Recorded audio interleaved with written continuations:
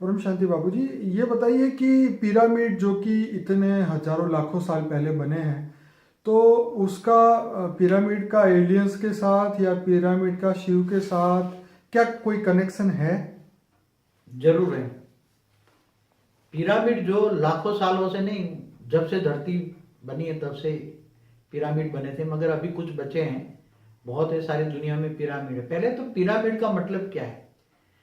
Pyramid के अंदर जो ट्रायंगल बनाते हैं उसमें जो ऊपर की जो टोच बनती है उसके अंदर एनर्जी, आकाश तत्वों में से एनर्जी नीचे आती है पिरामिड के अंदर। जैसे अभी एक टीवी में बताया था कि एक रशियन साइंटिस्ट ने एक पिरामिड बनाया, उसका तत्व, उसका फाइबर का, फाइबर का पिरामिड बनाया। उसने अंदर मेडिसिन रखी। वो फाइबर के मेडिसिन 30 दिन रखी, 28 दिन का एक चंद्र का समय पूरा होता है ना, उसको चंद्र का, वो धरती पर घूमने का समय 28 दिन है चंद्र का।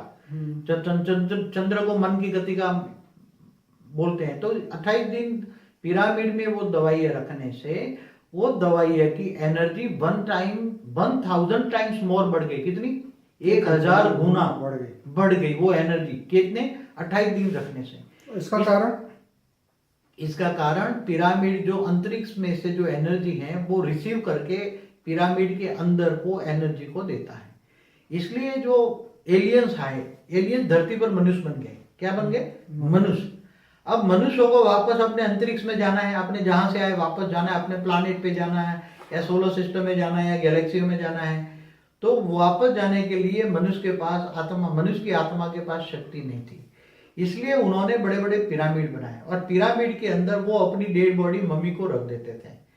तो अपनी डेड बॉडी को रखने से वो आत्मा के अंदर अरबों खरबों गुनी शक्ति आती थी, और वो एनर्जी के कारण वो आत्मा वापस स्टार में, अपने स्टार में चले जाते थे। इसलिए पिरामिड बनाए थे। इसलिए एलियंस जब मनुष्य बन जाते हैं तो वापस, जब जितने एलियंस किसको कहते हैं, जितने भी बड़े बड़े धरती पर अवतार हुए, तो इसका शिव से कोई कनेक्शन?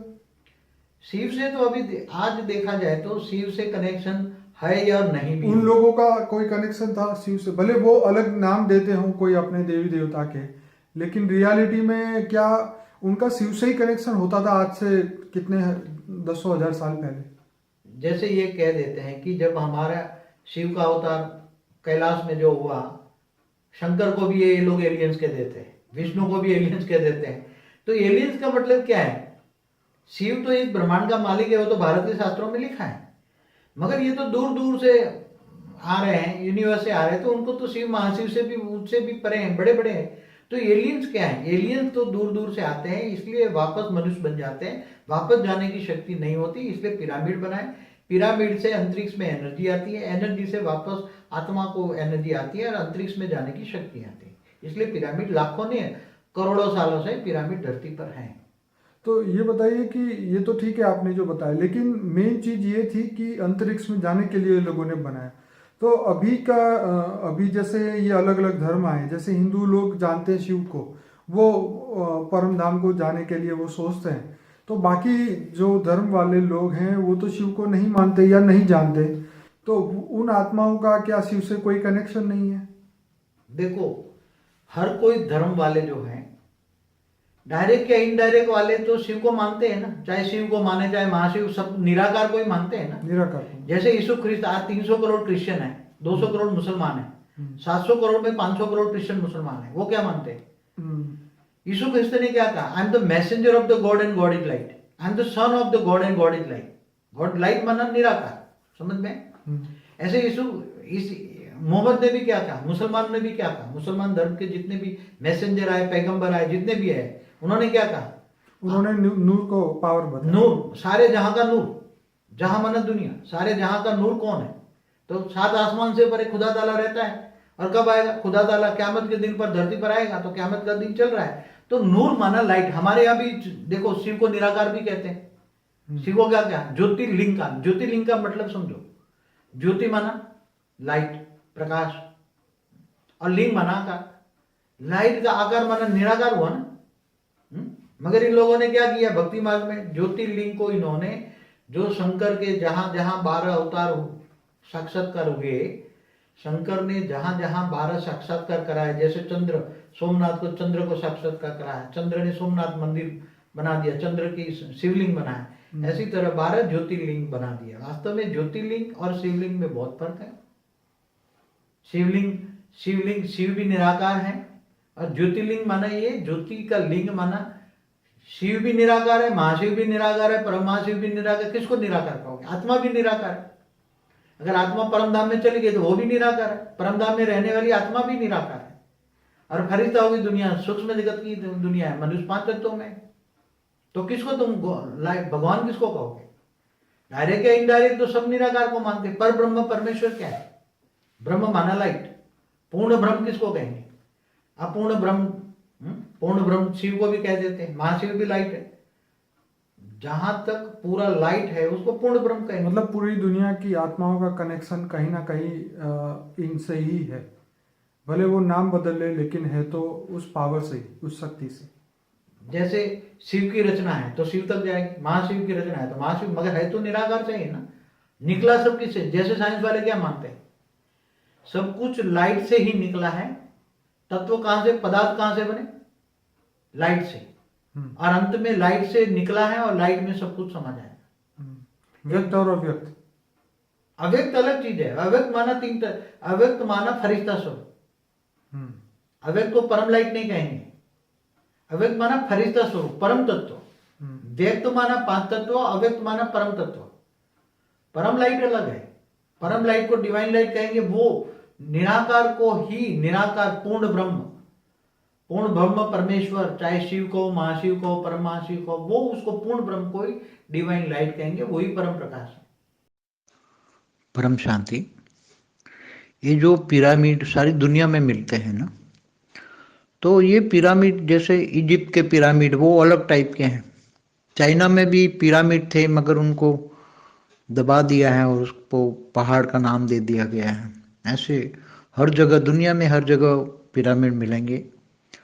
कुछ 10-15 हज़ार साल पुराने भी हैं, कोई 50 हज़ार साल पुराने भी हैं, और बहुत पुराने भी। पहले एक टेक्निक थी पिरामिड का टेक्निक यूज करके, जो एक धरती का ग्रेविटी फोर्स पहले क्रिएट किया जाता। शुरू में जो पिरामिड बनाते थे ट्रायंगल बना के, तो धरती का एक ग्रेविटी फोर्स बना के नीचे से एक फोर्स से एक इलेक्ट्रिसिटी भी पैदा की जाती थी। और उसमें से जब कोई यान को यहाँ से जाना हो, या आने जाने वाले यान ऊपर से जो दूसरे लोक से या तीसरे लोक से या जो ऊपर के लोकों से जो आने जाने वाले यान थे, उसको सिग्नल भी भेजा जाता था। और सिग्नल के वो यान से वो इलेक्ट्रिसिटी पैदा करके सिग्नल दिया करती थी। तो पिरामिड के ऊपर एक सिग्नल, बहुत बड़ा सिग्नल होता था वो, और उसके अंदर रेडियो वेव्स होते थे।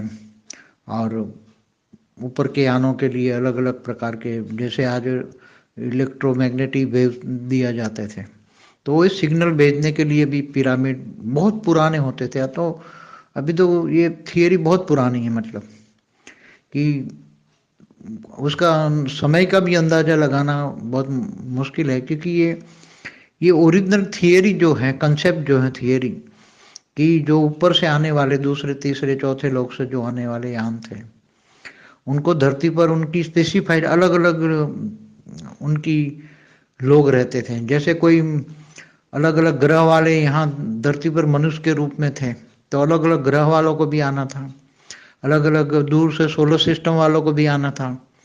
तो सबकी यहाँ मनुष्य उनकी रचना थी, कईयों के मनुष्य इनकी यहाँ रचना थी। अलग अलग मनुष्य सारी धरती पर मनुष्य थे, हमेशा रहे हैं, हमेशा ही रहे हैं मनुष्य, सारी धरती पर रहे हैं।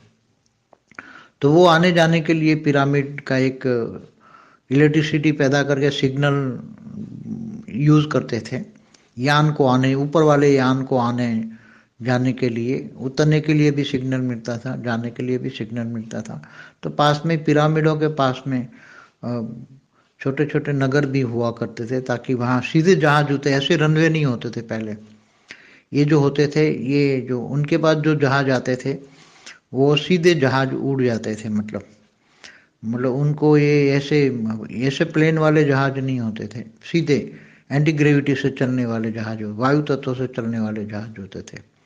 तो हर कोई की लोकेलिटी कहाँ है, और कोई अलग अलग लोकालिटी में धरती पर उनके लोकालिटी कहाँ है, उनकी रचना कहाँ है, वो सब अलग अलग पिरामिड के जरिए उसको सिग्नल भेजते थे। ऊपर ऊपर के लोगों में सिग्नल जाते थे और फिर वो सिग्नल मिलते ही कोई न कोई चाहिए ये आना जाना रहता था दूसरे लोग से। इसलिए यूएफओ को आने जाने के लिए भी एक कहा जाता है रास्ता था सिग्नल का। ये पिरामिड का यूज़ तो पुराने ज़माने में जब मैंने आत्मस्वरूप में स्थित होकर थोड़ा देखा तो बहुत साल पहले, बहुत लाखों साल पहले वो सूक्ष्म जगत वाले को कनेक्शन करने के लिए लोग यूज़ करते थे। लोग वहाँ जिनको कनेक्शन करना है सूक्ष्म जगत वालों से, अपने अपने ऊपर वाले जो देवी देवता कहते हैं उनको कनेक्शन करना होता था दूसरे लोगों में, जैसे दूसरे सोलर सिस्टम में लोग रहने वाले। तो वो पिरामिड के अंदर बैठ के वहाँ ध्वनि तरंग पैदा करके वो अपने संकल्पों में शक्ति बढ़ा के वो दूसरे अपने ऊपर सूक्ष्म जगत वालों से कनेक्शन करते थे ध्वनि तरंग के पैदा करके। तो पिरामिड जैसे एक आज मंदिरों में प्रार्थना होते हैं ना, प्रार्थना हॉल, ऐसे ये बड़े बड़े पिरामिड ये एक प्रार्थना हॉल जैसा ही कहेंगे। आत्मा की शक्ति बढ़ा के मतलब ध्वनि तरंगे पैदा करके सूक्ष्म जगत में जिनको भी कनेक्शन करना है वो हजारों की तादाद में बैठे जाके इतने बड़े बड़े पिरामिड होते थे और वहाँ इतनी एनर्जी क्रिएट होती थी कि वहाँ से वो बैठ के अपने अपने सूक्ष्म जगत में जो भी कनेक्शन है उनसे कनेक्शन जोड़ते थे। इसलिए पिरामिड का ओरिजिनल यूज़ तो ये सूक्ष्म जगत वालों से कनेक्शन जोड़ने के लिए वो यूज किया जाता था। बाद में धीरे धीरे अलग अलग यूज़ करने लगे, उसमें इलेक्ट्रिसिटी भी पैदा हो सकती थी, इसमें आने वाले यूएफओ को सिग्नल भी दे सकते थे, सब कुछ अलग अलग यूज़ होने लगे। आज के पिरामिड और पुराने ज़माने के पिरामिड में बहुत बड़े अंतर थे। परम शांति।